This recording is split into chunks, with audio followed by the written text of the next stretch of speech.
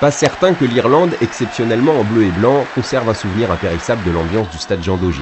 Le premier match de préparation à la Coupe du Monde, avec l'équipe type, face à l'Aviron bayonnais, a tourné au vinaigre. Certes, les hommes dédiés aux Sullivan se sont largement imposés et ont pu reprendre le rythme de la compétition, mais dans une rencontre émaillée par de trop nombreuses échauffourées avec 6 cartons jaunes distribués, ils ont surtout perdu pour un mois leur capitaine et leader, Brian O'Driscoll. Le 3/4 centre irlandais, victime d'un coup de poing, souffre d'une fracture du sinus et manquera le premier match de son équipe face à la Namibie, le 9 septembre. Il a pris un point dans la figure, et pourtant il n'avait rien fait de mal. Il a même été plutôt correct avec eux. Face à ça, qu'est-ce que vous voulez faire ?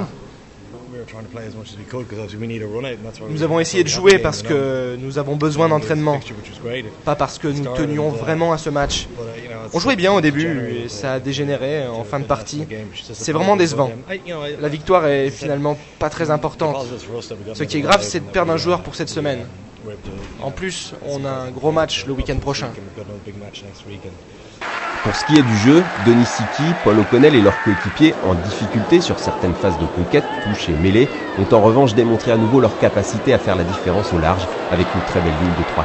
Impossible néanmoins de tirer beaucoup de leçons de cette première sortie irlandaise, agitée qui plus est. C'était un match difficile mais fair play. Un match classique d'avant-saison en quelque sorte, avec ses hauts et ses bas. Nous avons pris de mauvaises décisions et nous devons garder en tête de jouer de manière plus directe à l'avenir. Alors, mon impression, c'est que ils vont m'écouter, ils vont traduire.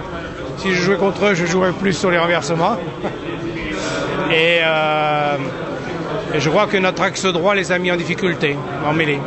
42-6 tout de même pour l'Irlande au bilan, avec 6 essais inscrits, et un retour au pays ce week-end pour préparer un dernier match amical la semaine prochaine à Belfast contre l'Italie.